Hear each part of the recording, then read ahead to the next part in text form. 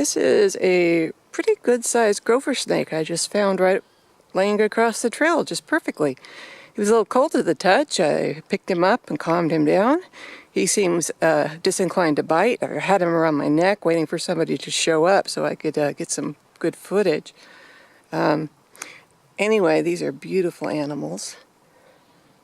They're closely related to rat snakes, but their closest relatives of all are the pine snake and the bull snake. This one is over 3 feet long. I don't know if I can get his head in without losing focus. Gee, see, there's a lot of snake here. I checked the length of its tail, and it appears to be a male, but I'm not entirely certain. It's been up and over my neck and down past my water bottle, disinclined to bite. The aggressiveness of these animals, though, largely depends upon the individual.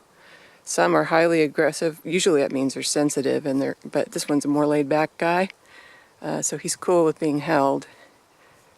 There, he's going to pop out. Weird thing about these guys is they tend to strike at what moves. Now, this is not true for all snakes, so don't go out there and just pick up a snake and say, "It can't see me because I'm not moving." Kind of stupid Jurassic Park style crap, you know? Don't do that. Hang on, there's somebody coming. Hi, I'm Laura Hamilton, and I just found this on the trail. This is a gopher snake, which is a colubrid. They're most closely related to bull snakes and pine snakes, and then the next closest relatives are rat snakes, and then after that, kind of on the other side of that, are king snakes, they can hybridize with king snakes, but not on their own. They usually, yes, and they can hiss. These guys can hiss really loudly if you piss them off.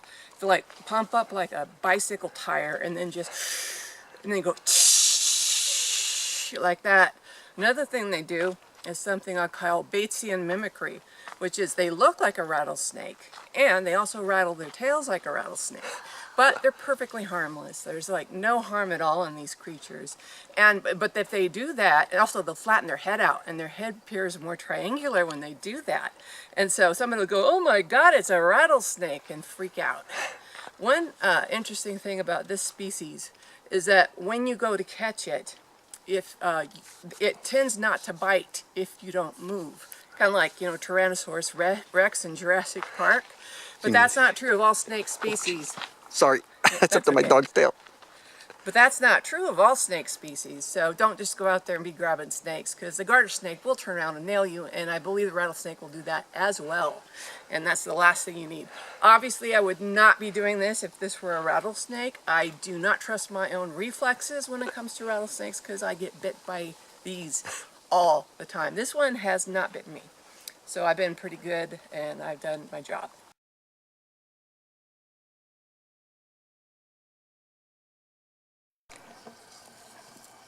Okay, we're going to let this guy go.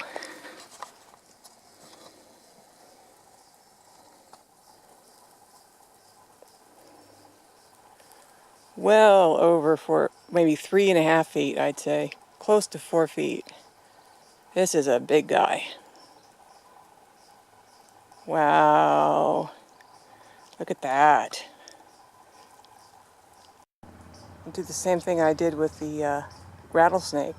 This guy's not going anywhere, though.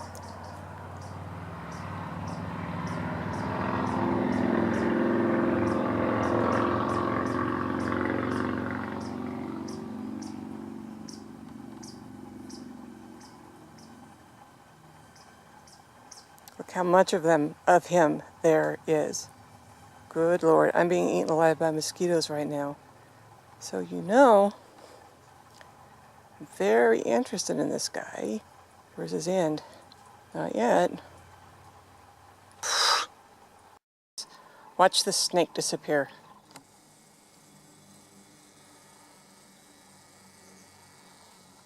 Wow, look at that. A little further. Where'd he go? You can see him still, but as long as he lays still, nobody's going to notice him there. Okay, I just let this animal go across the trail. so you can see what an extremely fresh snake print looks like. Wow, look at that. That is a big snake. He went on down the hill, so I think he'll be safe from anybody else that would come by. Lots of people would just kill him because he's a snake, which is stupid.